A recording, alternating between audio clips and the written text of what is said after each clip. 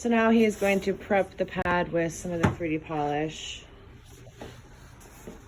Usually just do a couple dots of it to kind of lube the pad up, right, babe? Yes. Okay. So do you want to talk for a second about...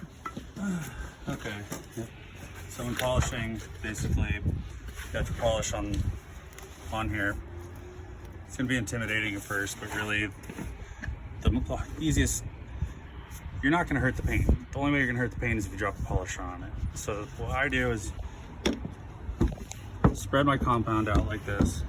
Hold on. Then turn the buffer all the way to low to number 1. And what you're gonna do is go on 1, you're gonna turn it on, and you're just gonna move the compound around so it's even on the panel. Another thing is too, is throw the cord over your shoulder. That way you're not dragging the cord across the panel that's been polished and scratching it back up again. So we'll go to 1.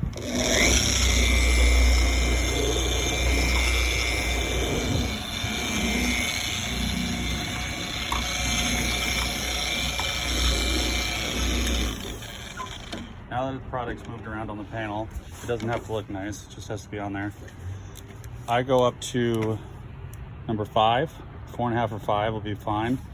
You're gonna pull the trigger, and there's a trigger lock right here. Pull the trigger down, push this button in, locks the trigger, so you don't have to hold it down, doesn't wear your hand out. And the idea is to move slow and even, with even pressure. You want to see that the pad is spinning. If the pad is just vibrating and it's not spinning, that means you're either at an angle and it's hung up, or you're pushing down too hard.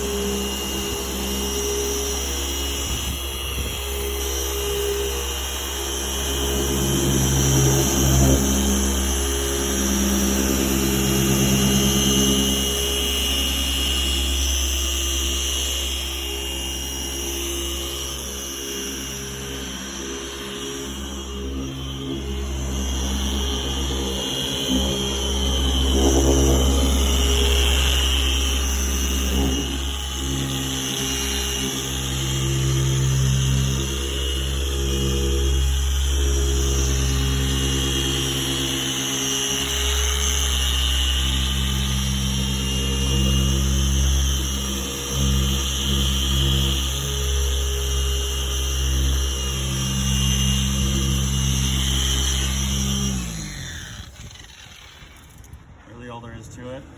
When you set your polisher down, you don't want to get this dirty. If you do get it dirty, you got to replace the pad, put a new one on. Another thing to be just mindful of is when you're running this, edges, you're going to burn through paint faster on an edge because there's less surface area that it's spinning on.